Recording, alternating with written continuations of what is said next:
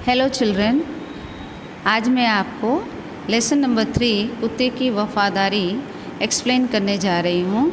इस कहानी के लेखक हैं लल्लू भाई रबारी।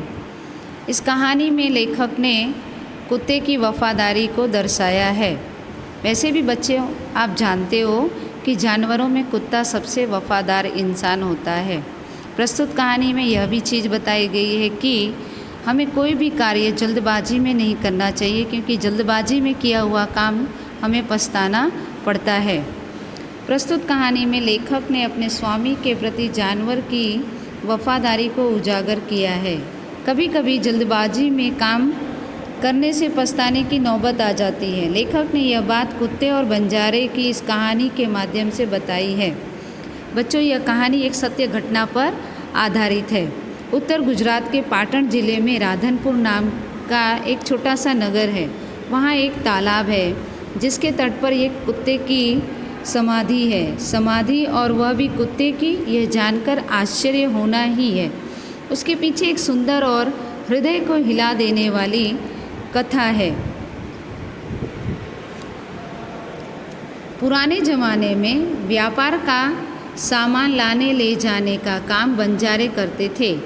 एक बंजारा था, वह अपने गाँव का माल सामान लादकर शहरों में ले जाता था और वहाँ से मिश्री, गुड़, मसाले आदि भरकर गांव तक ले आता था। लाखों का व्यापार था उसका, इसलिए लोग उसे लाखा बंजारा कहते थे। लोगों ने उसका नाम रख दिया था लाखा। लाखा के पास एक सुंदर कुत्ता था। कुत्ता बड़ा वफादार था। रात को वह बंजारे के पड़ाव का अर्थ होता है जहाँ पर उसे ठहराव होता है, उसका पड़ाव की रखवाली करता था।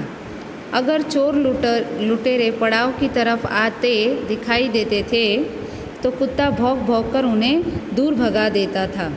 बंजारा अपने कुत्ते की वफादारी से बहुत खुश था। एक बार बंजारा व्यापार में मार खा गया का अर्थ है कि उसे व्यापार में नुकसान हुआ और रुपए की ज़रूरत आ पड़ी। वह राधनपुर के एक सेठ के पास पहुंचा। उसने अपनी बात बताई। सेठ ने कहा, रुपए तो मैं दे दूंगा, मगर उसके बदले में तुम क्या गिरवी रखोगे? लाखा बोला, सेठ जी, मेरे पास फूटी कौड़ी भी नहीं। फूटी कौड़ी मतलब कुछ भी नहीं है। मैंने व्यापार में सब कुछ खो दिया है। मेरी ज़बान पर विश्वास रखें और मुझे रुपए दे दीजिए। मैं आपकी पूरी रकम सूद समेत 1 साल में ही चुका दूंगा। सूद समेत का अर्थ होता है ब्याज के साथ।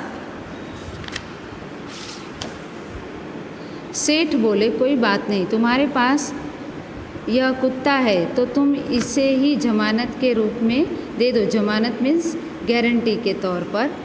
जब तुम सारे रुपए लौटा दोगे तब मैं भी कुत्ता तुम्हें वापस दे दूंगा। बंजारे को दुख तो बहुत हुआ अपने कुत्ते को देने में, मगर कोई चारा नहीं था। रुपए लेकर वह चला गया। कुछ दिन बीते। एक बार सेठ के यहाँ चोरी हुई। कुत्ते ने चोरों का पीछा किया। दूर जंगल में जाकर चोरों ने सारा माल सामान ज़मीन में गाड़ दिया और वहाँ से 9-2-11 हो गए। 9-2-11 मतलब गायब हो गए। कुत्ता वहाँ भौंक कर सेठ को बताने लगा कि लुटेरे आपकी दुकान को तोड़कर माल उठा ले गए। सेठ तो हक्का बक्का ही रह गया। हक्का बक्का का अर्थ होता है आश्चर्य में खड़े रहना। कुत्ता सेठ की धोती पकड़कर आगे खींचने लगा। सेठ कुत्ते के पीछे पीछे चलने लगे। जहाँ चोरों ने माल छिपाया था वहाँ जाकर कुत्ता अपने पैरों से मिट्टी खोदने लगा। थोड़े ही खोदने पर सब सामान निकल आया। सेठ की खुशी का कोई पार नहीं था। वह कुत्ते को प्रेम से थपथपाने लगा। कुत्ते की वफादारी पर वह मुग्ध हो गया। मुग्ध मतलब मोहित हो गया। घर जाकर उसने एक चिट्ठी लिखकर कुत्ते को के गले में पट्टे में बांधकर कहा, कुत्ते भाई, जाओ तुम अपने मालिक लाखा बंजारा के पास, तुम मुक्त हो गए हो। कुत्ता खुश हो गया और अपने मालिक से मिलने के लिए जल्दी जल्दी भागने लगा। इधर लाखा ने भी व्यापार में खूब रुपया कमाया। वह सेठ को उसकी रकम वापस करने के लिए उसी रास्ते से आ रहा था। उसने दूर से अपने कुत्ते को अपनी ओर आते हुए देखा। वह नाराज़ हो गया और सोचने लगा कि कुत्ते ने मेरी ज़बान काट ली, मतलब मेरी कही हुई बात को कुत्ता नकार कर सेठ के पास से भाग कर आ गया है। उसने बेवफाई की है, अब मैं सेठ को क्या मुंह दिखाऊंगा। उसने आव देखा न ताव, मतलब कुछ भी सोचे समझे भी ना, बस कुत्ते के माथे पर लाठी का प्रहार कर दिया। कुत्ता बेहोश होकर गिर पड़ा। लाखा ने देखा कि कुत्ते के गले में एक चिट्ठी बंधी है। उसने इसे खोलकर पढ़ा। लाखा, तुम्हारे कुत्ते ने मुझे सूद समेत रुपए लौटा दिए हैं, अतः कुत्ते को मैं मुक्त करता हूँ। उसने मेरे घर की चोरी किए गए माल सामान को वापस दिलवा दिया। खुश होकर मैंने स्वयं इसे मुक्त किया है। लाखा तो चकित हो गया। वह चिल्लाने लगा, हाय यह मैंने क्या कर दिया, हाय यह मैंने क्या कर दिया। वह कुत्ते के शव को मतलब उसकी डेड बॉडी को अपनी गोदी में लेकर फूट फूट कर रोने लगा। लेकिन अब पछताए होत क्या, जब चिड़िया चुग गई खेत। यह कहावत कही गई है कि जब हम बिना सोचे समझे कोई काम करते हैं तो बाद में पछताना ही पड़ता है।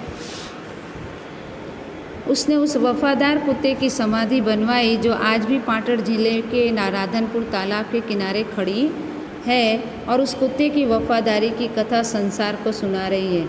इस पाठ से हमें यही समझ में आया कि हमें किसी भी कार्य को करने से पहले सोचना चाहिए और उसके बाद ही करना चाहिए।